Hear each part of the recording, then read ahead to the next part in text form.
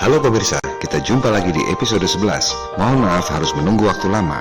Saya sudah 3 bulan ini tidak tinggal di rumah, camping di akomodasi, karena sedang ada tugas mempersiapkan IPO atau go public sebuah perusahaan.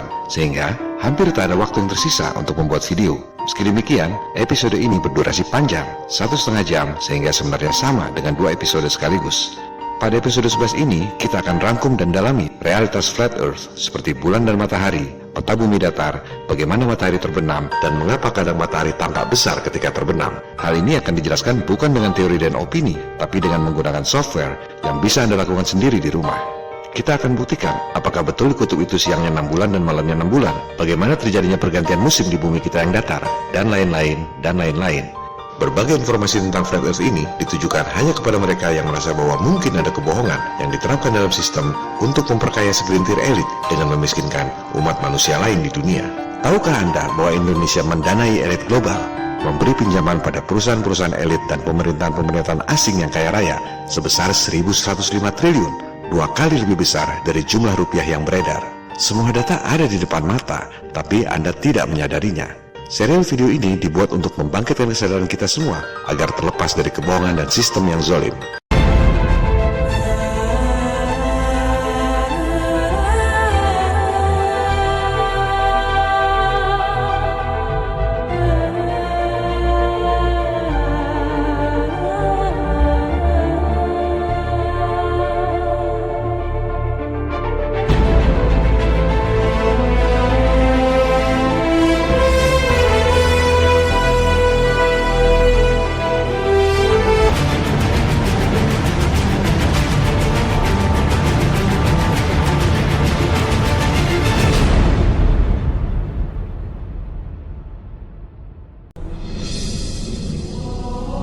Kita dari kecil diajarkan tentang alam semesta versi sains modern, bahwa matahari itu besar, bumi mengelilingi matahari, alam semesta tak terhingga besarnya.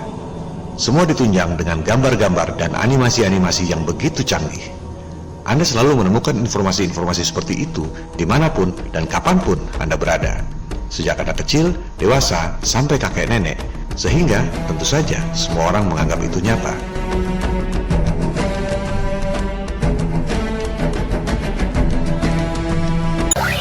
Research has shown that if you're repeatedly exposed to the phrase, the body temperature of a chicken, that's right, the body temperature of a chicken, even if no useful information is given about the body temperature of a chicken, you are more likely to judge as true this statement: the body temperature of a chicken is 34 degrees Celsius. It's not, by the way, it's actually closer to 41.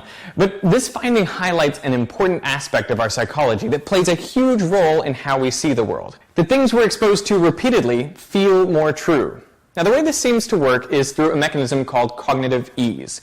Cognitive ease is a measure of how hard your brain is working, from easy, like when you're scrolling through Facebook, to hard, like if you're trying to multiply 14 times 37 in your head. Things that are true generally elicit cognitive ease, like fire is hot, Earth revolves around the sun, dogs have 4 legs, and so on. Not only do these things feel true, they also feel familiar, effortless, and they feel good. All of these are outcomes of cognitive ease. Now, the trouble arises because cognitive ease can be artificially created in other ways. One way is just by repeating the stimulus. In a classic experiment at 2 Michigan universities, experimenters took out ads in the school newspapers. Each ad consisted only of one of these nonsense words. Cardiga, Sarisic, Baiwani, Nansoma, Ikitaf. They were printed with different frequencies. One word appeared in the paper only once, while others appeared 2, 5, 10, or 25 times. The word frequencies were reversed at the other university. At the end of the experiment, researchers sent out questionnaires asking people to rate the meaning of each of these nonsense words on a scale from "it means something good" to "it means something bad." And the findings were clear. The more frequently the word had appeared in the newspaper, the more people felt it meant something good. So, with enough repetition, even a nonsense word comes to feel familiar. It triggers cognitive ease and overall feelings of goodness. But in areas like physics, where the answers are counterintuitive and there are many common misconceptions, it's important to be more skeptical. And this is a paradox of learning and critical thinking. Cognitive ease is pleasant. It is effortless, familiar, but it can also trick you. It may make things seem true that aren't, and you may feel like you're learning when you're not. On the other hand, being skeptical and analytical takes more mental work. It's more confusing and it doesn't feel as good, but it's the best way to separate fact from fiction.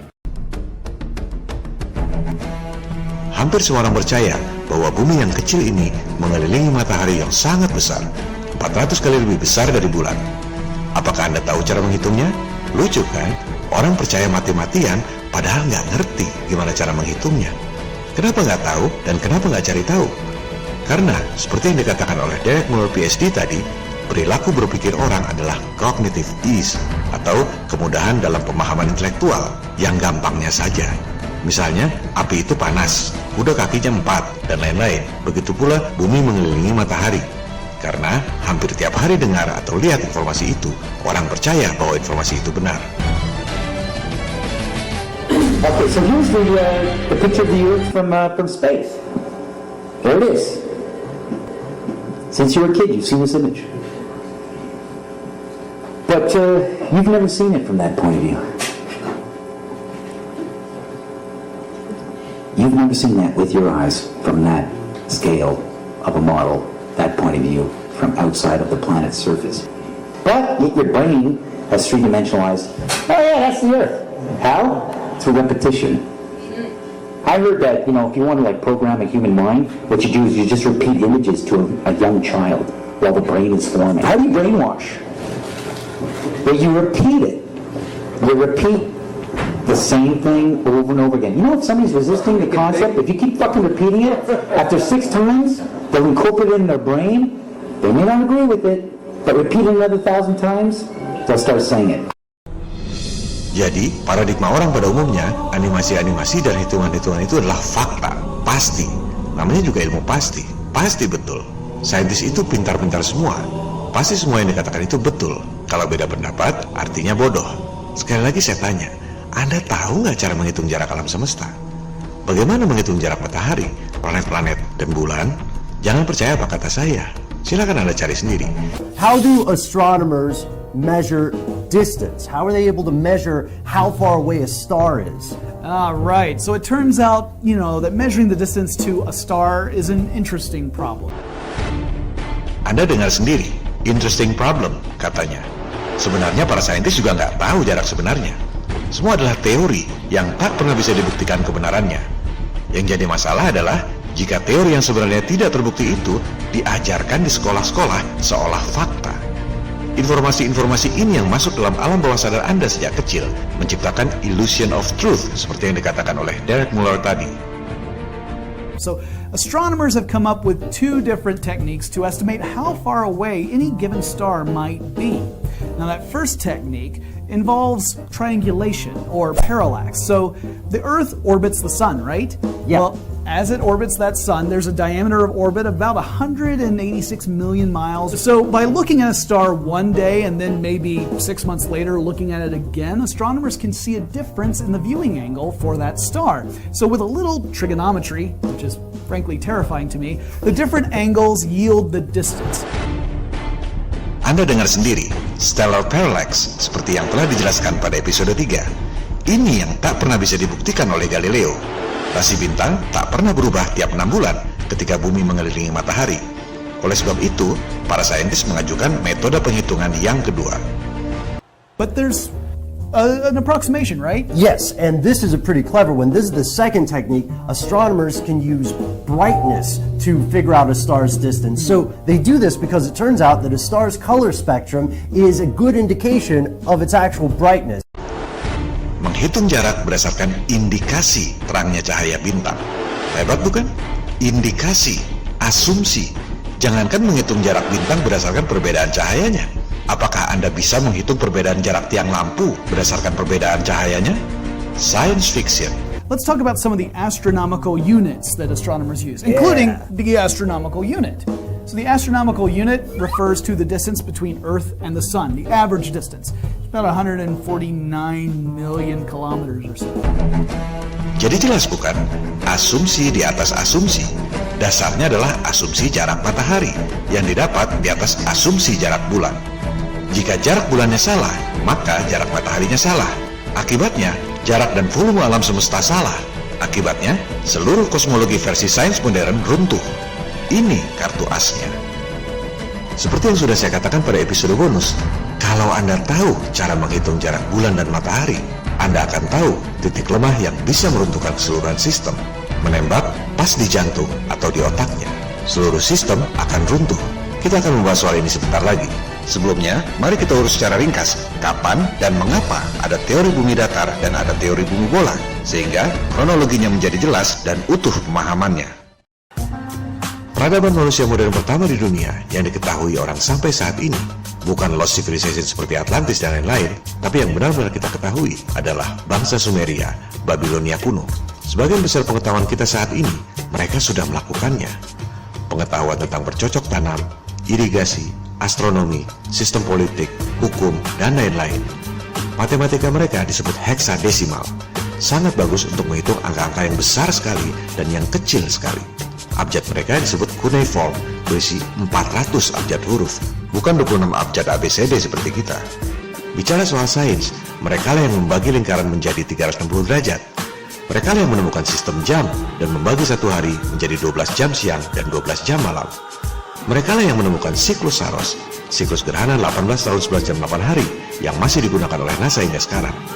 Kita akan bahas soal siklus Saros ini nanti. Yang kita bicarakan di sini adalah peradaban pasca banjir Nuh. Setelah Sumeria dan Babilonia di Mesopotamia atau Irak sekarang, pusat peradaban baru lahir di Mesir kuno. Budaya pagan alias musyrik berkembang pesat di sana. Penyembah dewa matahari, Amon-Ra.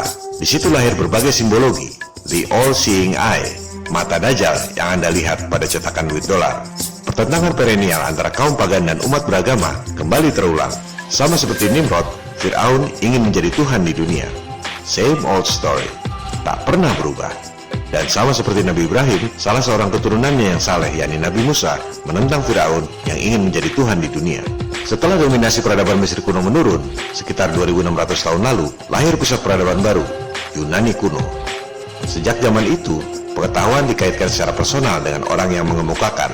Maka, kita pun mengenal nama-nama perorangan seperti Pythagoras, Plato, Aristoteles, Archimedes, dan lain-lain. Budaya musyrik penyembah dewa matahari pun berlanjut di situ. Dari zaman Yunani kuno itulah pertama kali lahir teori matahari sebagai pusat alam semesta. Referensi standar seperti Wikipedia menyebut bahwa teori bumi mengelilingi matahari pertama kali dikemukakan oleh seorang Pythagorean, bukan Pythagoras tapi penganut aliran Pythagoras, bernama Philolaus. Alasannya, unsur api lebih kuat dari unsur tanah. Oleh sebab itu, pusat alam semesta pasti matahari, bukan bumi. Jadi alasannya itu sama sekali tidak saintifik. Pada referensi lain lagi, yang juga dimuat di media elit global Wikipedia, sebelum Pythagorean, bahkan ada yang lebih dulu mengemukakan teori heliocentrik, yakni seorang pagan atau musyrik Yunani kuno bernama Martianus Capella. Bahkan disebut dalam buku Copernicus bahwa teori heliocentrik yang dikemukakannya itu sangat dipengaruhi oleh Martianus Capella 2400 tahun lalu. Alasan unsur api lebih kuat dari unsur tanah ini adalah persis seperti yang dikisahkan dalam Al-Quran, di mana iblis yang terbuat dari api merasa lebih mulia dari Nabi Adam yang terbuat dari unsur tanah. Jadi, soal matahari atau bumi pusat alam semesta ini merupakan pertentangan ideologis dan spiritual sepanjang sejarah manusia, sejak manusia pertama dilahirkan. Ini adalah hal yang harus diluruskan terlebih dahulu. Yang namanya Copernicus, Kepler, Galileo sama sekali tidak membawa ajaran baru. Mereka hanya mengulang apa yang dikemukakan oleh Pythagoreans dan Martianus Capella 2400 tahun lalu. Mainstream science mempropagandakan lewat sekolah-sekolah sejak abad ke-15, seolah ajaran Copernicus adalah modern. Seolah Galileo mengatakan kebenaran sehingga dihukum oleh otoritas agama. Padahal Galileo dihukum karena perbuatan makar lewat buku Dialogue Concerning the Two Chief of World Systems. Bahkan, boleh dikatakan apa yang dikemukakan oleh Galileo tak ada apa-apanya dibanding yang dilakukan oleh Aristarchus of Samos 2300 tahun lalu. Aristarchus menghitung jarak bulan, bukan cuma bikin bagan planet-planet mengelilingi matahari. Metode Aristarchus ini yang digunakan oleh mainstream science sampai sekarang. Mereka tidak mengajarkan ini di sekolah, supaya kesannya teori heliocentrik adalah modern. Semua orang dicekoki lewat pelajaran-pelajaran sekolah sejak kecil, bahwa matahari besarnya 400 kali lebih besar dari bulan dan jaraknya 400 kali lebih jauh. Tapi mereka tidak mengajarkan pada Anda bagaimana cara menghitungnya. Orang pikir itu dihitung oleh NASA atau saintis modern. Padahal itu cerita lama, 2300 tahun lalu. Sekarang, mari kita cermati bagaimana Aristarchus dan sains modern menghitung jarak bulan dan matahari. Dari situ, kita akan memperoleh bukti yang tak terbantahkan. Secara matematis, bukan opini atau fantasi awam, bahwa jarak, diameter, kecepatan bumi, bulan, dan matahari itu adalah salah. Lupakan sejenak soal flat earth.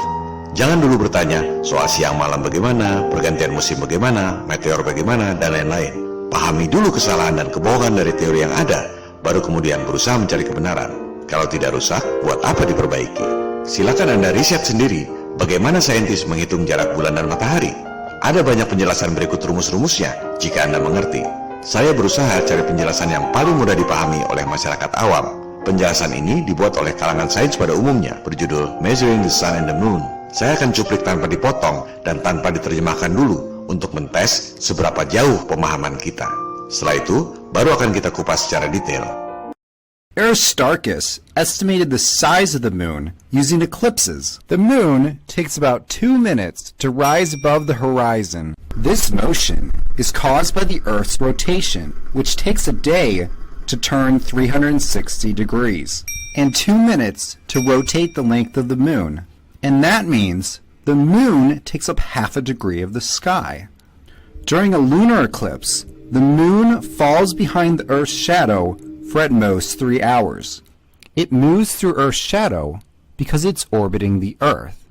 It takes a month to fully orbit the Earth and 3 hours to orbit through Earth's shadow. So the Earth's shadow occupies 1.5 degrees of the sky. This gives us a moon that is a third the size of the Earth. But this is incorrect because the sun is not a point of light, it's an area of light. This means that the sun casts a soft shadow, which is not 1 Earth diameter, but 3/4. With this correction, we get a moon that is 1/4 the size of the Earth. We also can find the size of the orbit from the size of the shadow, as 3/4 of an Earth times 360 degrees divided by 1.5 degrees. And that is equal to 2 pi times the distance to the moon, giving us a moon that is 30 Earth diameters away. Mari kita bahas secara detail. Asumsi perhitungan dimulai dari terbitnya bulan di horizon, dari mulai tidak ada sampai bulannya utuh. Disebut lamanya 2 menit. Kemudian, asumsinya bulan terbit disebabkan karena buminya berputar. Jadi, perhitungannya 2 menit dibagi 24 jam kali 60 menit dikali 360 derajat, sama dengan 0,5 derajat. Itu dianggap sebagai 0,5 derajat langit. Stop sampai sini dulu. Taruhlah kita percaya bumi bentuknya bola dan bulan terbit akibat buminya berputar 24 jam. Apakah Anda menangkap kurangnya variabel pada perhitungan tersebut? Coba Anda perhatikan. Rumus itu dibuat dengan memperhitungkan bumi berputar 24 jam. Tapi mereka tidak menghitung bahwa bulannya juga bergerak. Bulannya dianggap diam, padahal sudah pasti bulannya tidak diam. Ini baru statement awal, sudah kelihatan lubangnya. Kalau pergerakan bulannya dihitung juga, hasilnya pasti beda. Kita lanjutkan dulu. Dasar perhitungan berikutnya adalah ketika terjadi gerhana. Disebut waktunya 3 jam. Dengan asumsi gerhana terjadi karena bulan masuk bayangan bumi. Sehingga perhitungannya adalah 3 jam dibagi 30 hari kali 24 jam dikali 360 derajat sama dengan 1,5 derajat langit. Sekarang kebalik. Pergerakan bulannya dihitung 3 jam dibagi 30 hari. Tapi buminya dianggap diam selama 3 jam. Tidak berotasi 24 jam. Kalau rotasi buminya dihitung, hasilnya beda lagi. Kedua, itu 3 jam apa ya 3 jam, Teng? Bukan 3 jam kurang 2 menit atau 3 jam lebih 5 menit. Ketiga, itu 30 hari pada bulan apa? Kalau bulannya 29 hari, beda lagi, bukan 1,5 derajat. Semua variabel ini akan menimbulkan hasil yang berbeda. Anda lihat, semua itu adalah perhitungan kira-kira. Asumsi di atas asumsi. Kalau cuma teori, ya boleh-boleh saja. Yang jadi masalah adalah NASA tiba-tiba ngaku sudah sampai ke bulan. Padahal perhitungan jaraknya saja baru kira-kira.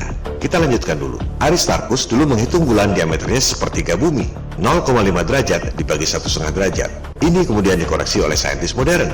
Alasannya, tidak semuanya bayangan bumi, hanya 3/4-nya katanya. Dari mana angka 3/4 itu?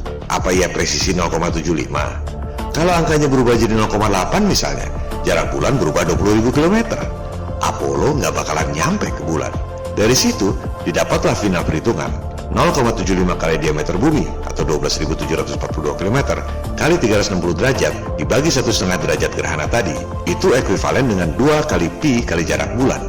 Jadi, angka itu dibagi 2 dan dibagi lagi 22/7. Hasilnya 364.884 km. Karena besarnya bulan dilihat dari bumi itu tidak selalu sama, Kadang bulannya besar disebut supermoon, kadang bulannya kecil disebut micromoon. Maka dibuatlah angka kira-kira. Asumsinya, bumi tidak pas di tengah orbit bulan. Jarak terjauh 406.720 km. Jarak terdekat 356.675 km. Jarak rata-rata diasumsikan 384.400 km. Jadi, jarak dan diameter bulan bukan dihitung pakai meteran atau pakai roket NASA, melainkan dengan trigonometri yang dicetuskan oleh Aristarchus 2300 tahun lalu. Bukan karena orang sekarang lebih cerdas, tapi karena alat ukurnya lebih modern. 2300 tahun lalu, Aristarchus nggak punya jam yang ada detiknya untuk mengukur bulan 2 menit terbit di horizon atau 3 jam gerhana.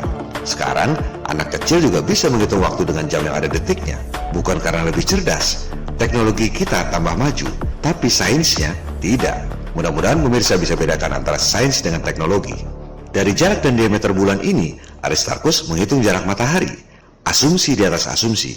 Kita ikuti dulu cara berpikir mereka, bagaimana menghitung jarak dan diameter matahari berdasarkan jarak dan diameter bulan. Aristarchus realized that during a half moon, the sun, the moon, and the earth form a perfect right angle. And by measuring the angle theta between the sun and moon, we can calculate the ratio of the distances to the sun and moon as cosine theta. Furthermore, he knew that the sun takes up half a degree of the sky. By measuring the angle theta, we can find the size and distance to the sun, whether it's small and close or large and distant. Stop. Catat ini. Matahari jaraknya bisa sangat jauh, bisa sangat dekat. Tergantung asumsi bayangan di bidang bulan yang berbentuk bola. Begitu juga diameternya. Matahari bisa sangat besar, bisa juga kecil. Mari kita dengar penjelasannya. The problem is, it's very difficult to tell when the moon is exactly half full. See for yourself. Is the moon half full now at time A, or B, or C, or D? Each answer gives you a completely different size for the sun. It could be A, infinitely big, B, 109 Earths, C, 5 Earths, or D, 1 Earth. The correct answer is B, but Aristarchus thought it was C. Jadi semua itu tergantung asumsi. Dengan metode yang sama, matahari bisa cuma 1 kali bumi, bisa 5 kali bumi seperti yang dipikir oleh Aristarchus, bisa 109 kali bumi seperti yang dipropagandakan oleh sains modern, bisa juga besarnya tidak terhingga. Mereka tak pernah menceritakan ini di sekolah. Yang diceritakan hanya hasil asumsi mereka. Jaraknya sekian, yang dilihat ya animasi-animasi itu. Lupakan dulu soal flat earth, tak perlu mikir bentuk buminya gimana. Kita sadari dulu kebohongan para elit saintis, bagian dari bisnis triliun dolar elit global. Ketika menghitung bulan terbit, mereka menganggap buminya berputar dan bulannya diam. Ketika menghitung gerhana, mereka menganggap bulannya berputar 30 hari, tapi buminya dianggap diam. Kita teruskan dulu asumsi-asumsi mereka. Disebut bahwa bumi berputar dengan kecepatan 1670 km per jam. Anda tahu bagaimana cara menghitungnya? Mudah sekali.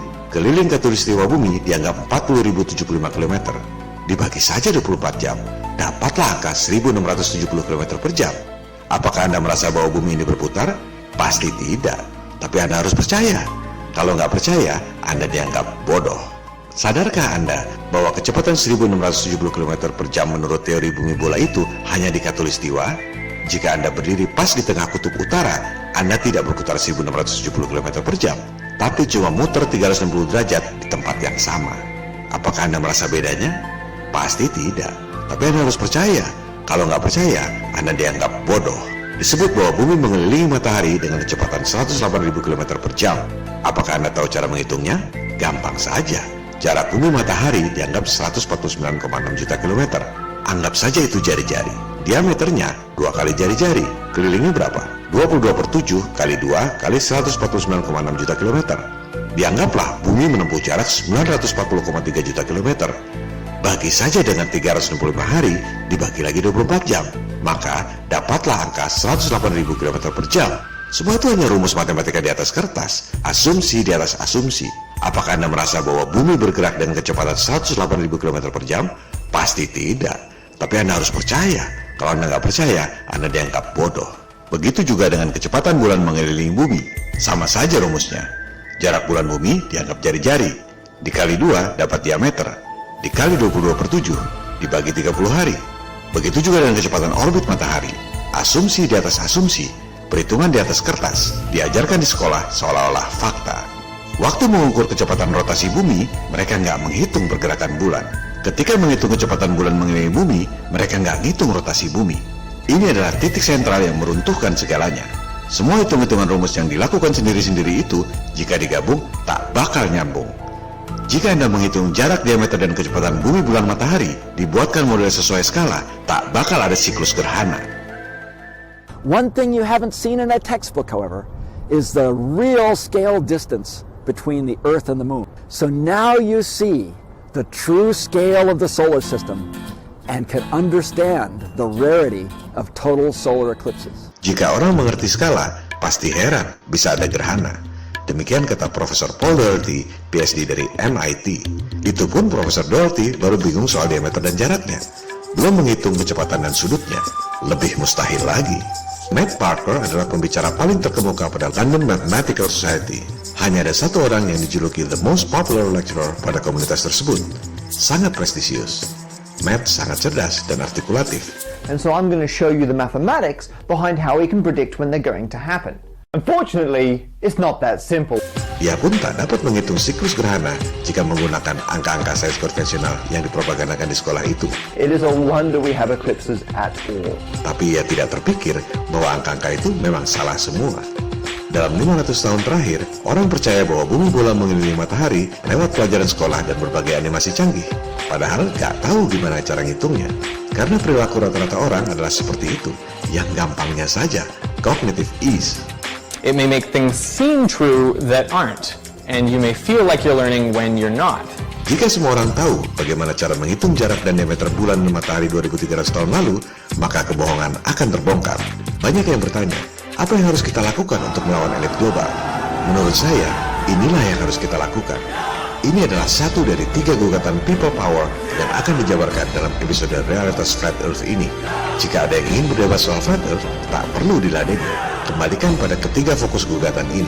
Ajak semua profesor, doktor, dan akademisi untuk memverifikasi dogma bulan dan matahari yang selama ini diajarkan di sekolah. My sons were better men.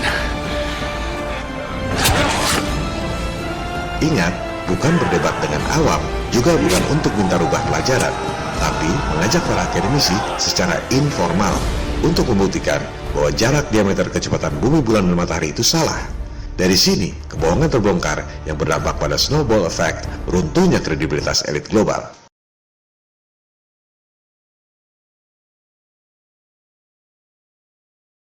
Pertama, ajak mereka untuk buka situs NASA tentang prediksi gerhana bulan dan matahari.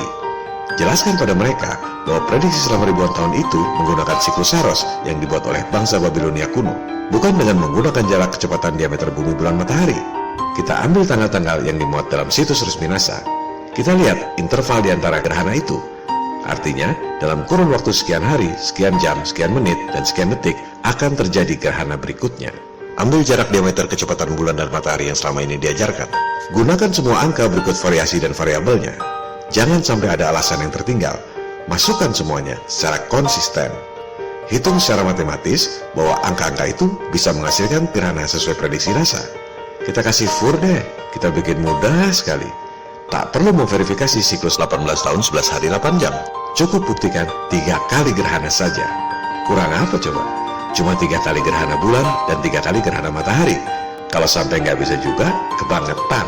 Sekarang, kita buktikan bahwa dogma jarak, diameter, kecepatan bumi, bulan, matahari yang selama ini diajarkan tak dapat menghasilkan siklus gerhana. Bisa menghitung secara matematis sesuai angka-angka jarak, diameter, kecepatan, sudut bumi, bulan, matahari yang selama ini dipropagandakan. Atau bisa juga dengan membuat model, apakah itu model mekanik ataupun model simulasi komputer, asal berdasarkan skala dan angka-angka propaganda sains itu.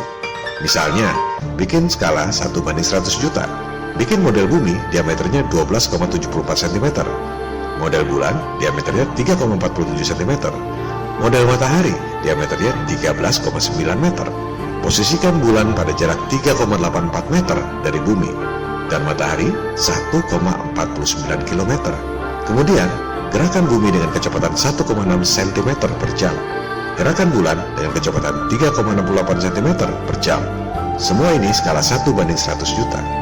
bisa saja dibikin skala lain agar lebih cepat gerhananya. Buktikan bahwa dalam kurun waktu yang tertulis di situ terjadi gerhana berikutnya. Disinilah kebenaran akan terbukti dan kebohongan akan terbongkar. Dogma bumi bola mengelilingi matahari tak sesuai dengan kenyataan alam. Tak bakal ada siklus gerhana. Jadi, jangan dulu bertanya, gerhana bulan bagaimana jika buminya datar? Sadari dulu bahwa gerhana bulan tak bakal bisa terjadi jika buminya bola. Semua hanya animasi-animasi tanpa skala dan tanpa perhitungan matematis yang selama ini dipropagandakan. Coba Anda lihat animasi gerhana yang resmi dibuat oleh NASA. Jaraknya tidak skala. Harusnya bulan 30 kali diameter bumi menurut versi bumi bola. Mungkin alasannya supaya gambarnya cukup. Oke, tapi diameternya juga ngawur. Menurut mereka sendiri, bulan diameternya seperempat bumi. Seperempat diameter, bukan seperempat lingkaran. To start with, the diameter of the moon is 1/4 the diameter of the Earth. That means that 4 moons would fit across this 10 centimeter diameter model of the Earth. Yang bikin animasi NASA itu sendiri gak ngerti skala. Belum lagi bayangannya, ajak para akademisi di seluruh dunia untuk membuat model skala. Dengan jarak dan diameter seperti itu, apakah betul bisa ada bayangan yang menghasilkan gerhana? Anda tentunya tahu sifat bayangan. Semakin jauh sumber cahaya dengan objeknya, maka semakin besar bayangan objek tersebut. Anda bisa buktikan sendiri, merubah-rubah posisi objek. Semakin jauh sumber cahaya, semakin besar bayangan objeknya. Tapi sebagian besar orang tak sadar bahwa teori gerhana matahari versi bumi bola, mataharinya sangat jauh, bayangan bulannya sangat kecil. Sebaliknya, ketika gerhana bulan atau fase bulan, bayangan bumi menutupi seluruh permukaan bulan. Padahal, menurut versi mereka, bulan besarnya seperempat diameter bumi. Bayangan bumi menutupi seluruh permukaan bulan, tapi bayangan bulan yang besarnya seperempat diameter bumi jatuhnya kecil sekali. Ini adalah nonsens. Tak perlu debat kusir, buktikan dengan percobaan, bukan dengan opini. Seperti yang dilakukan oleh University of Montana ini, mereka mencoba melakukan eksperimen bayangan bulan ketika terjadi gerhana matahari. Nggak ada bayangan mengecil seperti dalam animasi-animasi bumi bola. Seperti yang Anda lihat pada gambar ini, paling kiri adalah sumber cahaya atau matahari. Bulan di tengah dan bumi paling kanan. Bayangan bulan baru bisa jadi kecil seperti animasi fantasi bumi bola kalau pakai alat bantu yang disebut light diffuser. Reflektor cahaya berbentuk cekung, baru bayangannya jadi kecil. Coba Anda perhatikan pola pergerakan bulan dan matahari ketika terjadi gerhana. Animasi-animasi ini diambil dari situs resmi NASA. Bagaimana mungkin pola gerhana bisa zigzag seperti itu? Sejak kapan bumi goyang-goyang hingga menghasilkan pola seperti itu dalam waktu beberapa jam? Atau sejak kapan matahari goyang-goyang selama beberapa jam sehingga bisa menghasilkan pola zigzag seperti itu? Sebaliknya, jika pola tersebut diterapkan pada peta bumi datar, jelas terlihat bahwa pola gerhana itu memang mengikuti garis edar matahari dan bulan berbentuk lingkaran mengelilingi bumi datar. Silakan Anda buka keterangan tentang gerhana yang dibuat oleh NASA. Tertulis di situ geocentric coordinates. Artinya apa? Artinya, pola gerhana itu dibuat dengan asumsi buminya diam tidak bergerak. Jika buminya berotasi dengan kecepatan 1670 km per jam, tak bakal ada itu pola gerhana. Makanya NASA menulis geocentric coordinates. Seluruh kosmologi bumi bola dibangun di atas asumsi jarak dan diameter bulan dan matahari. Asumsi di atas asumsi. Jika asumsi dasar yang salah, maka semuanya runtuh. Mari kita renungkan sebentar agar lebih paham apa konsekuensi dari kesalahan ini. Misalnya, asumsi Anda memiliki sebuah warung dengan pendapatan 1 juta rupiah per hari. Dalam sebulan, pendapatan Anda 30 juta rupiah. Dari situ, Anda membangun 50 warung lainnya. Sehingga pendapatan Anda 50 kali 30 juta sama dengan 1,5 miliar per bulan. Anda dari kecil dicekoki informasi itu terus-menerus sehingga Anda percaya bahwa Anda punya pendapatan 1,5 miliar rupiah per bulan. Kemudian, ternyata Anda tak punya warung awal dengan pendapatan 1 juta rupiah per hari itu. Akibatnya, seluruh perhitungan dan turunannya menjadi salah. Anda tak punya pendapatan 1,5 miliar rupiah per bulan. Dan Anda marah pada yang memberitahu Anda. Perhitungan matematikanya pasti betul. Asumsi dasarnya yang salah. Mungkinkah seluruh kosmologi bumi bola yang diajarkan selama ini di seluruh sekolah di dunia bisa salah? Mari kita dengar testimoni nyata dari Profesor Michio Kaku PhD tentang kemungkinan seluruh teori fisika modern runtuh jika asumsi dasarnya salah.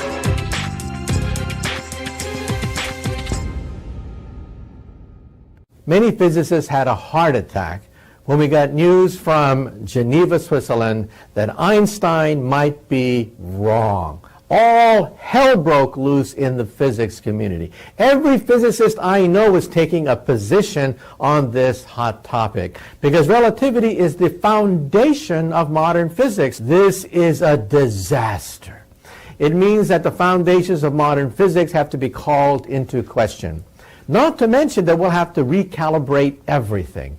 The age of the universe, the age of stars, the distance to the stars, the basic structure of modern electronics has to be changed, the GPS, nuclear weapons, all of that would have to be recalibrated and rethought through if Einstein's theory of relativity is wrong. Apalagi jika banyak orang sadar bahwa jarak diameter kecepatan bumi, bulan, matahari adalah salah total. Runtuhlah seluruh kosmologi bumi bola dan hancurlah kredibilitas NASA dan elit global. Banyak yang sudah mencoba menghitung siklus gerhana dengan menggunakan jarak kecepatan diameter bulan matahari. Memang gak nyambung. Atau penelitian akademis ini menghitung siklus Saros dengan menggunakan rumus gravitasi Newton. Terbukti gak nyambung. Yang diperlukan adalah pembuktian dan pengkajian seperti ini. Sasarannya bukan debat kusir awam versus awam, hanya opini berdasarkan imajinasinya sendiri tanpa angka. Ngerti matematik juga enggak. Secara matematis memang terbukti salah. Mau terima kenyataan atau tidak? Setelah sadar betul bahwa ketiga gugatan itu berarti teori bumi bola runtuh, bahwa heliosentrik dan program angkasa luar adalah bohong, barulah kita mencari tahu. Jadi sebenarnya gimana? Soal jarak dan diameter matahari misalnya. Apakah yang dilakukan oleh Aristarchus itu adalah satu-satunya cara untuk mengukur jarak matahari? Tentu tidak. Coba Anda cermati. Aristarchus mengukur bayangan yang disebabkan oleh sinar matahari. Dia berasumsi yang ada di bulan itu adalah bayangan bumi. Apakah bumi adalah satu-satunya benda yang punya bayangan jika kena sinar matahari? Tentu saja tidak. Semua benda punya bayangan, dan bayangan itu bisa digunakan untuk penghitungan jarak dan diameter matahari. Semua akademisi MIPA pasti tahu ini. Ini adalah ilmu pasti. Jika bayangan di bulan itu betul bayangan bumi, maka hasilnya pasti sama. Yang tercatat pertama kali mengukur jarak dan diameter matahari berdasarkan bayangan yang ada di bumi adalah Dr. Samuel Rowbotham di Inggris.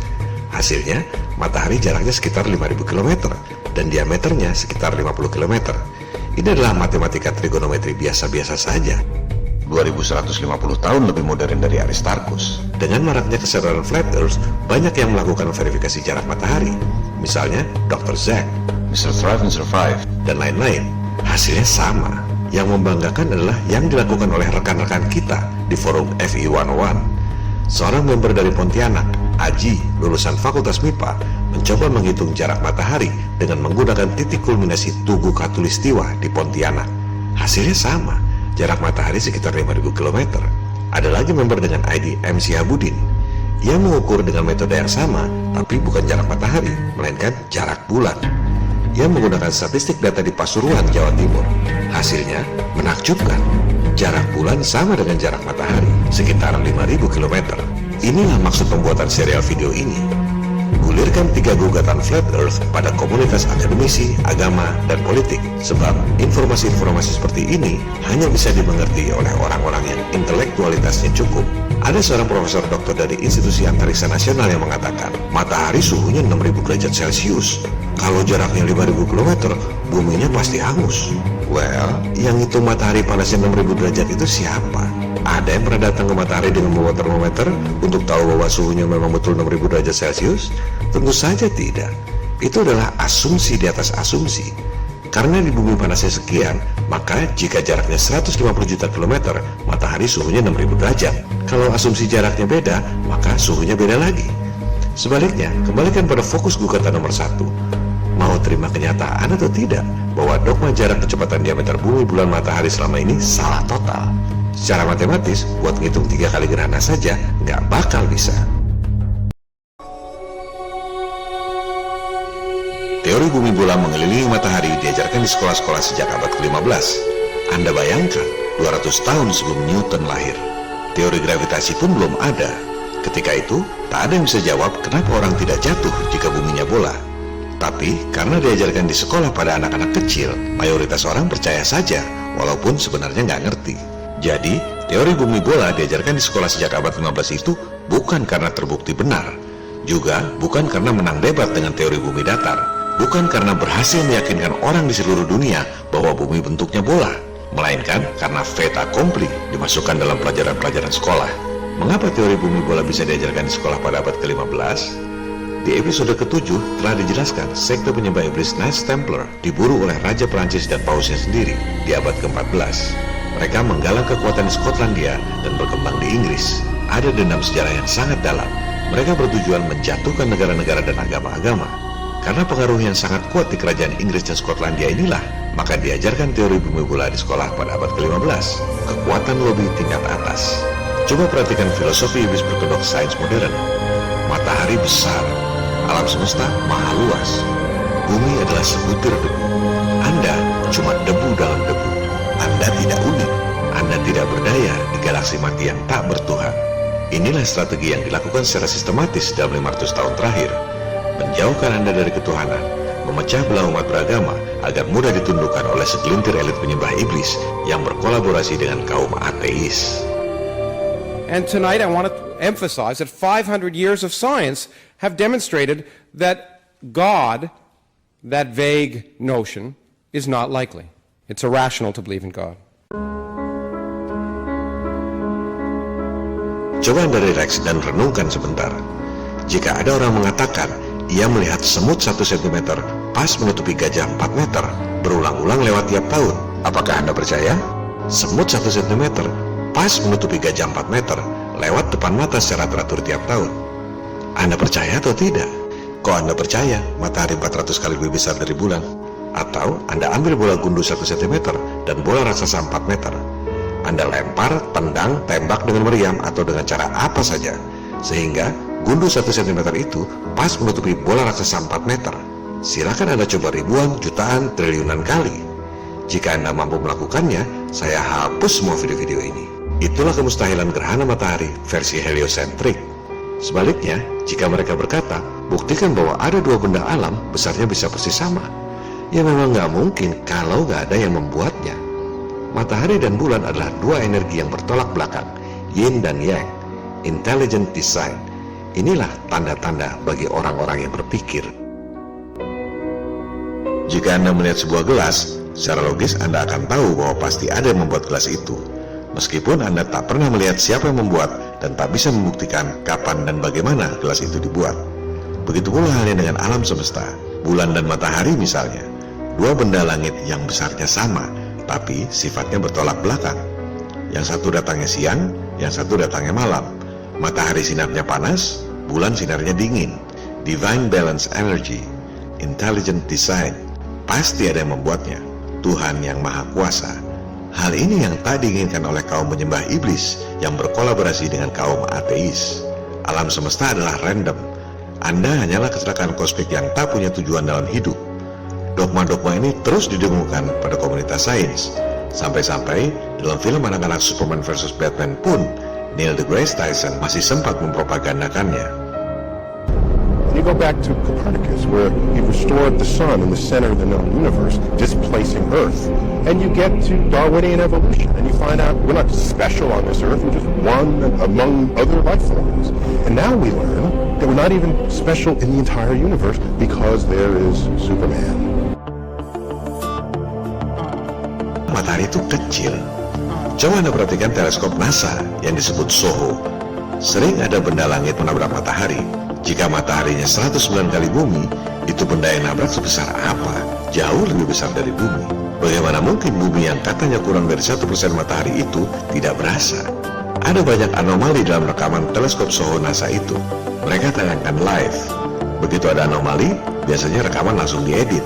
Tapi ketika ditayangkan live, kebetulan ada yang sempat merekamnya.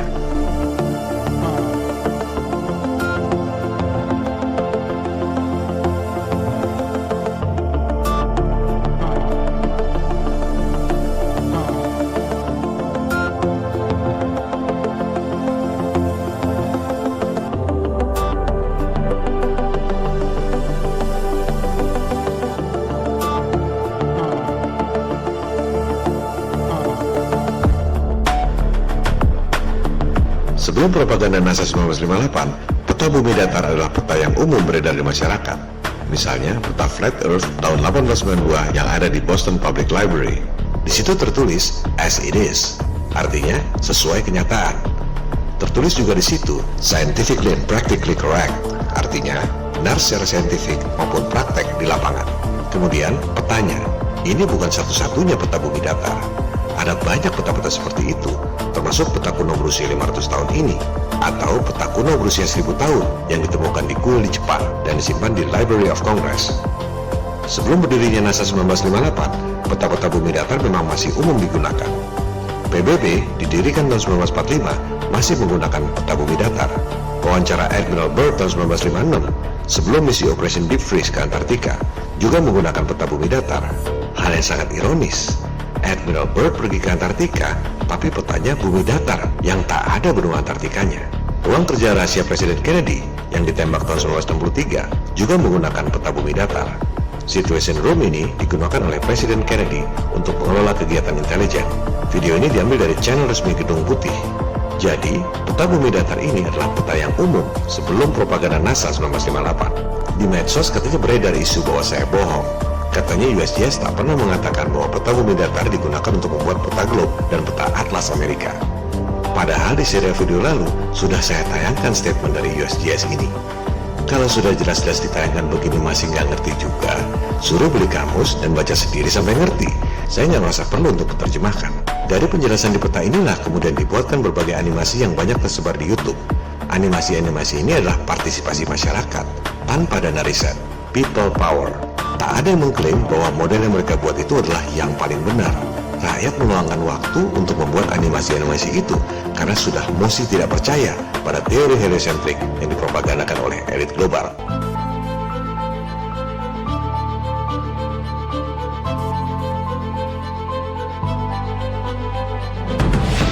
Siang dan malam terjadi karena sinar matahari bersifat lokal. Cakupan sinarnya hanya beberapa ribu kilometer saja. Hal ini sudah dijelaskan pada episode 4. Jika matahari jaraknya 150 juta kilometer, sinarnya pasti menyebar ke seluruh alam, bukan mengecil seperti itu. Cahaya matahari bersifat lokal, seperti contoh lampu-lampu kota di kejauhan ini. Pada episode 4, kita sudah bandingkan cahaya kota dan cahaya matahari, sama-sama bersifat lokal. Jika Anda memperhatikan alam, Anda mungkin bisa melihat siang dan malam berdampingan. Misalnya, dari dalam pesawat. Di jendela kiri, Anda bisa melihat malam hari berikut bulannya. Tapi di sebelah kanan, Anda bisa melihat siang berikut mataharinya. Begitu pula di darat. Di sebelah timur, Anda melihat bulan bersinar di malam hari. Di sebelah barat, Anda melihat sinar matahari di siang hari. Siang dan malam berdampingan.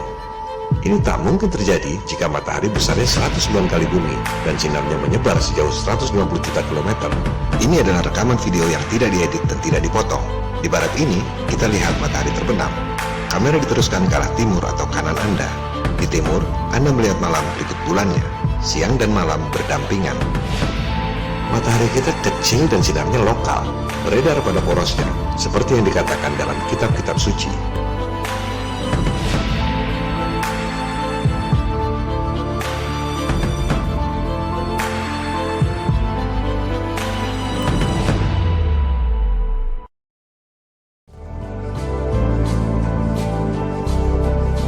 Yang juga sering ditanyakan adalah bagaimana matahari terbenam jika buminya datar.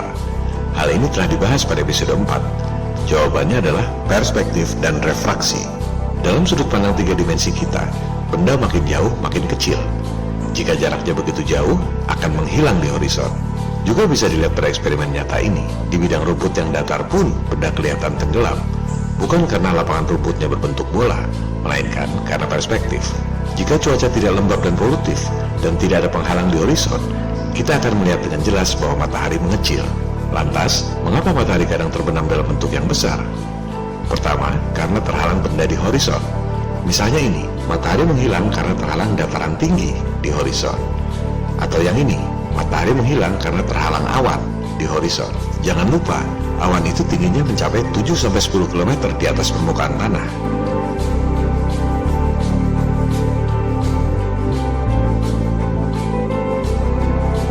Eksperimen swadaya masyarakat ini mencoba menjelaskannya. Kamera ditaruh sejajar dengan lampu, ibarat matahari dengan ketinggian 5.000 km. Perspektifnya menjadi seperti ini. Jika kamera ditaruh di permukaan meja, analogi permukaan bumi datar, maka lampu seolah menghilang tertutup penghalang.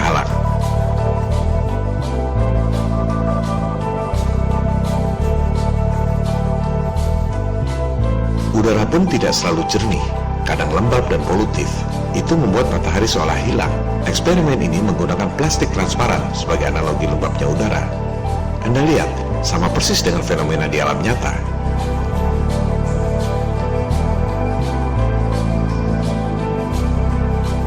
Sementara, dalam tayangan ISS palsu NASA, Anda lihat betapa palsunya matahari ini terbenam. CGI tak ada di alam nyata. Kebanyakan udara memang tidak jernih, lembab dan polutif. Jangankan matahari yang jauhnya 5.000 km, kapal di laut yang jaraknya hanya beberapa belas kilometer saja juga hilang tertutup kelembaban udara. Jika udaranya kering seperti gurun, Anda akan melihat matahari mengecil ketika terbenam dan matahari membesar ketika terbit. Banyak opini-opini simpang siur yang mengatakan bahwa matahari tidak berubah besarnya ketika di atas ubun-ubun sampai terbenam. Sebaiknya perhatikan baik-baik. Matahari mengecil atau tidak?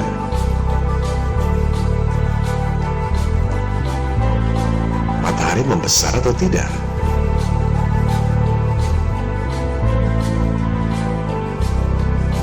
Atau kita gunakan model perbandingan 3 dimensi. Kita jajarkan supaya mudah dibandingkan. Yang kiri, fenomena bulan terbit. Yang kanan, fenomena matahari terbit. Yang di tengah adalah model 3 dimensi flat earth. Jika matahari jaraknya 150 juta kilometer, harusnya besarnya sama ketika terbit dan ketika berada di atas kepala. Yang di tengah ini adalah model 3 dimensi bumi bola. Anda tidak melihat fenomena seperti itu di alam nyata. Di samping faktor perspektif dan horizon, faktor ketiga yang tak kalah pentingnya adalah refraksi atmosfer. Fenomena ini dapat dibuktikan secara sederhana lewat eksperimen cahaya di air.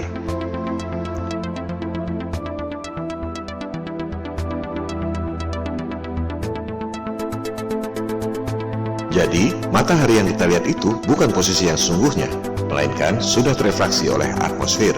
Itu yang membuat matahari kadang tampak besar ketika terbenam. Sebenarnya posisi matahari masih di atasnya. Ini bisa dibuktikan dengan menggunakan data-data lapisan atmosfer, perhitungan matematika yang konsisten yang dituangkan dalam software komputer. Beberapa peneliti Flat Earth, yaitu Dr. Zach dan Steve Torrance, yang memiliki software Flat Earth, memasukkan faktor refraksi atmosfer ke dalam software itu. Steve mengambil data lapisan-lapisan atmosfer dari kalangan sains dan memasukkannya ke dalam model software. And suddenly the magic happened and everything started to make perfect sense. And when I say everything, I mean everything. The sun started to rise and set, and it started to match reality more than the globe model does. Software Steve Torrance ini memang luar biasa. Bukan cuma memasukkan lapisan-lapisan atmosfer sesuai data sains, tapi juga bisa mengkomputasi efek dari lapisan-lapisan itu terhadap cahaya matahari. Steve dan Dr. Zach kemudian membuat perbandingan antara model Flat Earth, Globe Earth, dan time-lapse real matahari. Hasilnya sangat mencengangkan. Jika Anda jajarkan ketiga video itu, Anda tak akan tahu yang mana model Flat Earth. Researcher swadaya masyarakat seperti Dr. Zach dan Steve Torrance membuktikan secara saintifik bahwa matahari terbit dan terbenam pada Flat Earth akibat refraksi atmosfer, di samping akibat perspektif dan horizon.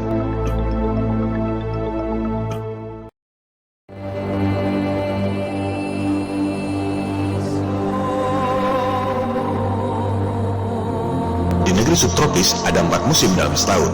Bagaimana ini bisa terjadi? Kita kembali pada peta Flat Earth yang disimpan di Boston Public Library. Ini bukan hanya peta, melainkan semacam katalog yang berisi banyak informasi penting. Pertama, Anda perhatikan angka di sekeliling peta. Bumi adalah sebuah jam, 12 jam siang dan 12 jam malam. Matahari dan bulan beredar pada porosnya, seperti jarum panjang dan jarum pendek pada jam. Setiap tempat yang terletak persis di bawah matahari adalah jam 12 siang. Oleh sebab itu, daerah-daerah di muka bumi mengalami perbedaan waktu.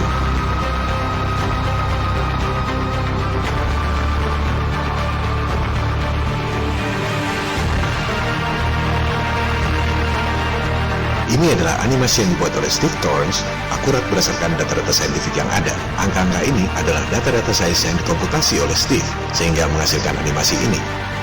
Bumi adalah sebuah jam, 12 jam siang dan 12 jam malam.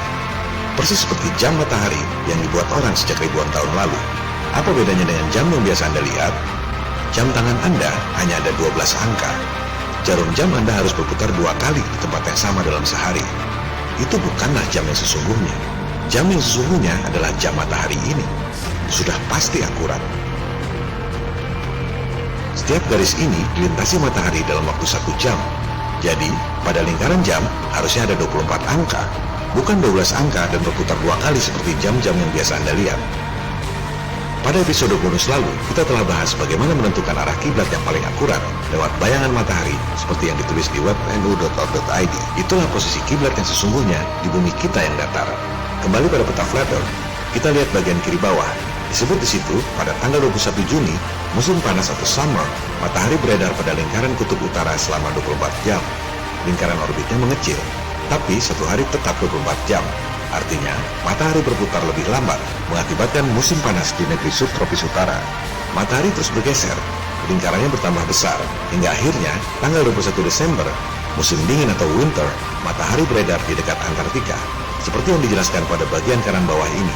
Lingkaran orbitnya membesar, artinya, matahari berputar lebih cepat. Di bulan Desember itu, daerah subtropis utara mengalami musim dingin dan di daerah subtropis selatan seperti Australia dan New Zealand mengalami musim panas.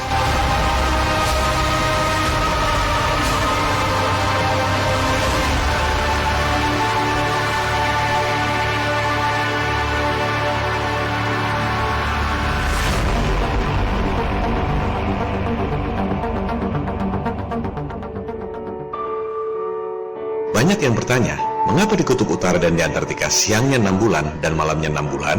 Ini adalah contoh betapa mudahnya orang percaya pada gosip. Siapa yang bilang kutub utara siang dan malamnya 6 bulan? Coba gunakan referensi yang kredibel, misalnya suncalc.org. Silakan Anda pilih lokasi di kutub utara, Arctic, tanggal 21 Juni, seperti yang ditulis di peta Flat Earth. Anda lihat, matahari terbit jam 11.52 pagi, terbenam jam 10.17 pagi.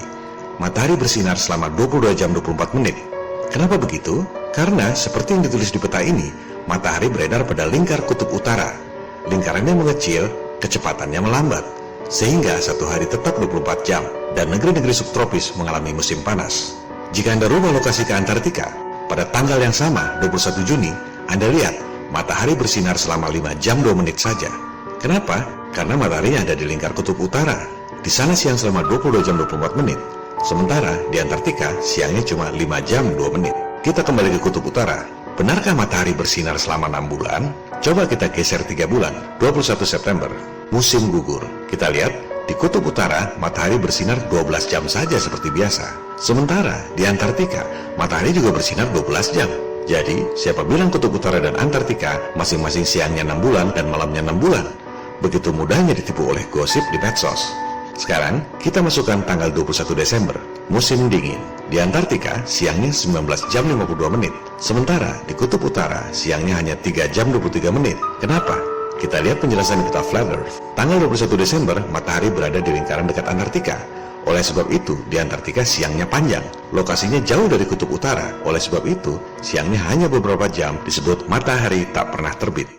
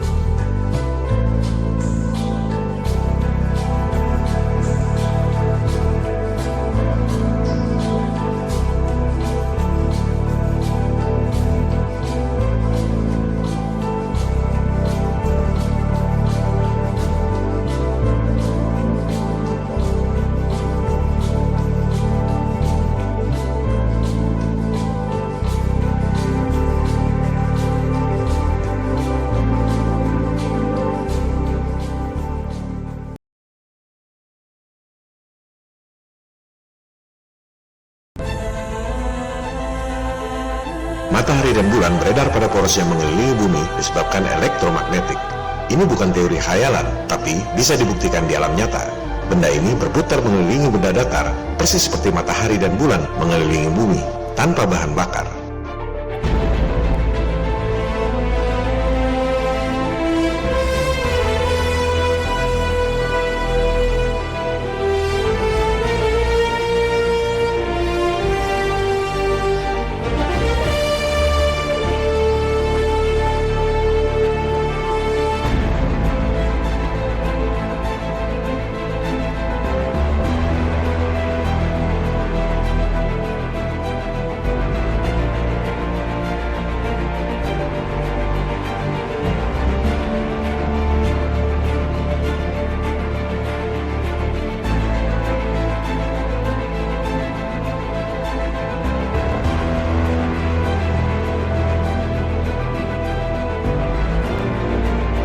kita adalah sumber energi yang dahsyat. Nikola Tesla mampu menciptakan berbagai teknologi seperti pembangkit listrik tenaga air pertama di dunia, Niagara Falls, bola lampu plasma, listrik tanpa kabel yang bukan cuma untuk ruangan, tapi juga bisa untuk menjalankan kendaraan tanpa bensin, dan lain-lain, karena Tesla berpikir bahwa bumi adalah sumber energi yang dahsyat.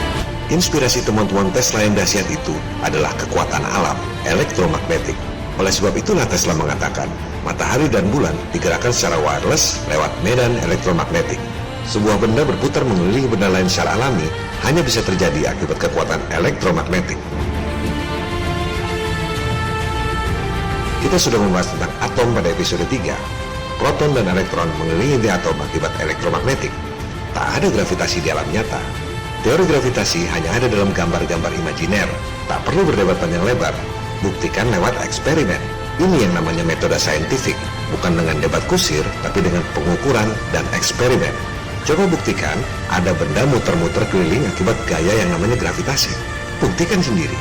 Lantas bilangnya, oh gravitasi baru ada kalau bendanya besar seperti planet. Yaitu namanya teori yang tak pernah bisa dibuktikan. Mereka menghujat ketuhanan. Dibilangnya Tuhan tidak ada karena tak bisa dibuktikan secara nyata. God, that vague notion, is not likely.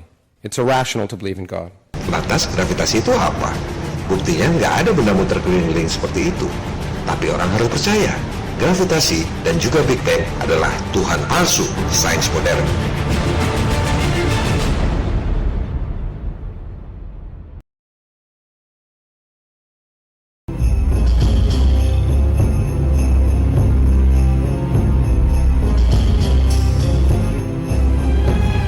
Melihat dari kacamata sekarang, orang tak akan ngerti bagaimana mungkin ada segelintir elit membohongi orang di seluruh dunia soal program angkasa luar dan satelit. Untuk memahaminya, Anda harus paham kronologi sejarah dan taktik bisnis intelijen global.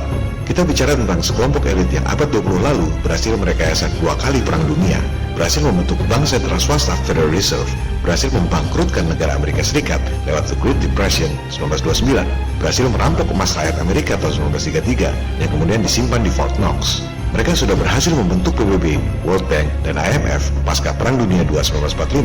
Dunia sudah di tangan mereka. Tahun 1946, mereka mengutus Admiral Byrd membawa pasukan militer lengkap ke Antartika.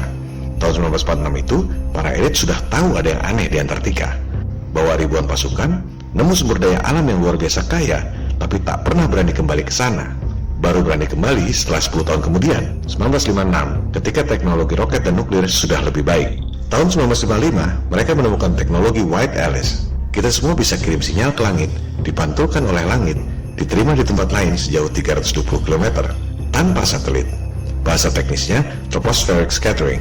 Rahasia militer ini terbongkar secara tidak sengaja ketika tim Discovery News menemukan parabola-parabola raksasa di Alaska. So, we found a bunch of huge sci-fi satellite dish things on the top of a mountain in Alaska, and they look like this.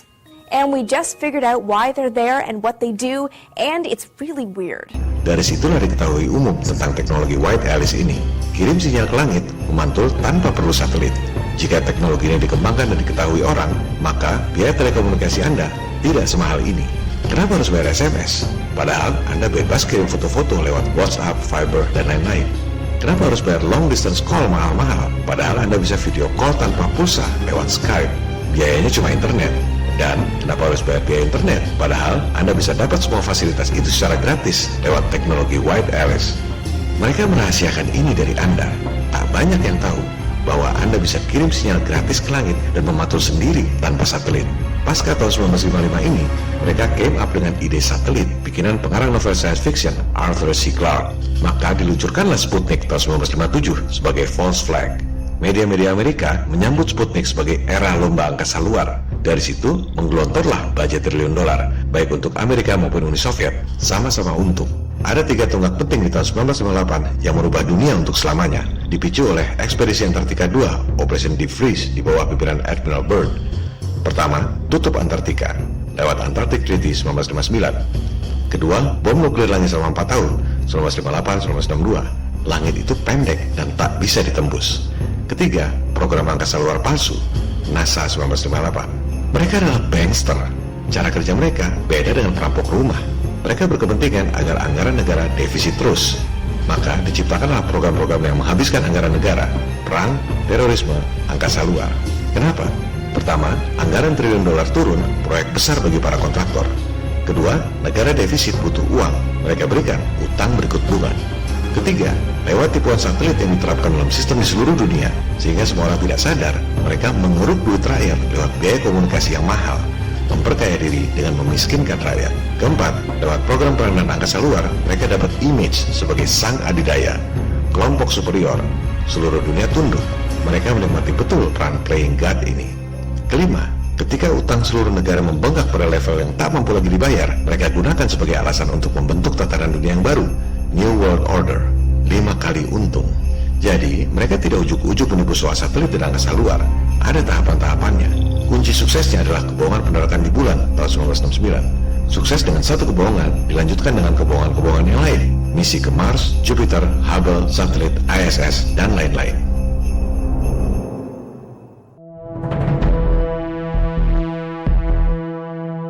Perdebatan mengenai betul atau tidaknya manusia pernah mendarat di bulan sudah berlangsung selama hampir 50 tahun. Jika Anda cuma memperdebatkan foto-foto dan film-film, tak akan selesai sampai 50 tahun berikutnya. Ada yang mengatakan bahwa foto-foto bumi tahun 1973 ini bukan CGI, karena CGI tahun segitu belum ditemukan. Katanya, foto bumi ini adalah foto croppingan, seperti yang telah dijelaskan pada episode 10. Bentuknya di cropping sehingga seolah-olah bumi berbentuk bola. Gunakan otak Intel Anda. Kalau itu foto croppingan, foto aslinya diambil dari mana? Yang dilakukan oleh NASA jauh lebih serius dari sekedar croppingan foto. Mereka membuat bukan cuma foto, tapi rekaman video seolah-olah live dari Apollo tanggal 18, 19, dan 20 Juli 1969. Ini adalah tayangan live pada tanggal-tanggal tersebut. Mereka terbang pada low Earth orbit, tak sampai 73 km. Mereka merekam video bumi dari jendela pesawat yang berbentuk lingkaran, sehingga jendela yang berbentuk lingkaran itu seolah-olah diameter bumi. Dan bidang di sekeliling jendela yang sengaja dibuat gelap seolah-olah adalah kegelapan angkasa luar. Ini adalah suara asli Buzz Aldrin yang menutup jendela-jendela pesawat yang lain agar sinar matahari tidak masuk untuk memberikan efek gelap. Well, we shut out the sun coming in some of the other into the spacecraft, so it's looking through the number one window, and there isn't any reflected light. Anda lihat di ujung-ujung bawah ini, kelihatan pantulan ketebalan kaca jendela pesawat. Yang ini sudah lebih sempurna. Mereka tambahkan bidang penutup di sebelah kanan itu, seolah-olah bayangan malam pada bumi.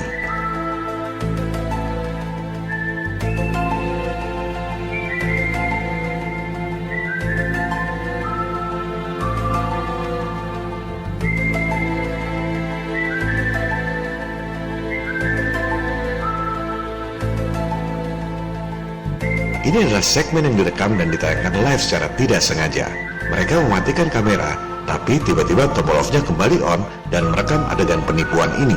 Yang nyala di sebelah kiri ini adalah kamera yang digunakan untuk memalsukan bentuk bumi dari jendela pesawat. Kemudian, para astronot memindahkan posisi penutup yang fungsinya untuk membuat seolah-olah bagian bumi yang gelap.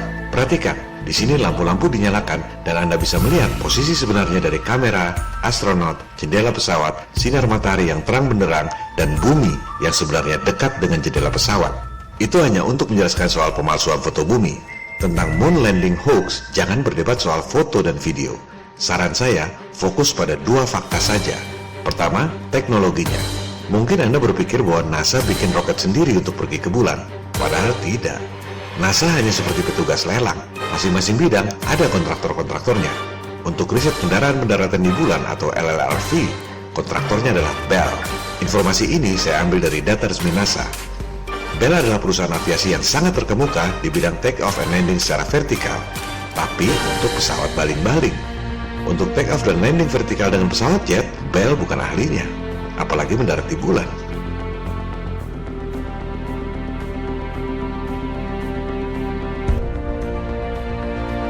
Yang terjun payung ini adalah Neil Armstrong.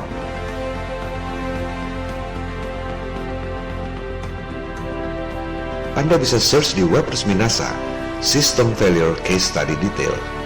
Adanya informasi tentang kegagalan LLRV. Ini keterangan tentang Neil Armstrong terjun payung.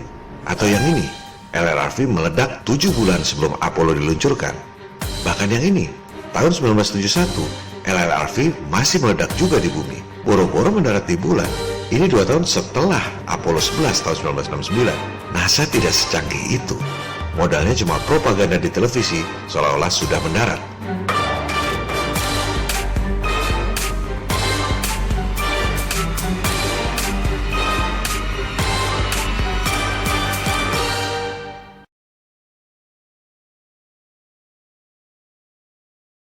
NASA management was forever worried about the reliability and safety of these machines and continually wanted to shut them down. Perlu diketahui, ada yang namanya LLRV yang digunakan untuk research, ada LLTV yang digunakan untuk training, dan ada LEM atau Lunar Module yang katanya digunakan untuk mendarat di bulan. LLRV dan LLTV sudah kita saksikan bersama, gagal total, teknologinya belum siap. Sekarang silakan Anda cari rekaman video Lunar Module yang katanya digunakan untuk mendarat di bulan berhasil dengan baik beroperasi di bumi. Lebih lucu lagi, tak ada sama sekali. Adanya cuma video mainan anak-anak seperti ini. Tahun 60-an itu mungkin dianggap realistik dan bikin orang percaya bahwa NASA mampu pergi ke bulan. Everything is nominal. On schedule, the reaction control engines of Lunar Module 1 pull it free of its protective cocoon. The space butterfly rests its wings before it flies. Fire in the hole. Let's suppose that we're descending using the descent engine and suddenly we discover some fault in the descent or the ascent state for that matter. Kita bisa dapatkan dokumentasi Wright Brothers sedang uji coba pesawat terbang yang pertama lebih dari 100 tahun lalu. Tapi tak ada dokumentasi Lunar Module. Tak pernah ada dokumentasinya berhasil uji coba di bumi. LLRV dan LLTV meledak terus di bumi. Lunar Module cuma maket dan animasi anak-anak. Tahu-tahu NASA siaran TV sudah mendarat di bulan. Dan sebagian besar orang di dunia percaya. Kenapa? Cognitive ease. Begitu juga konstruksi ISS. Silakan Anda riset. Nggak ada konstruksi beneran. Adanya cuma konstruksi CGI. Video ini diambil dari dokumentasi resmi NASA. Kemudian ada haters yang bilang bahwa saya menipu dengan foto Google Drone ini.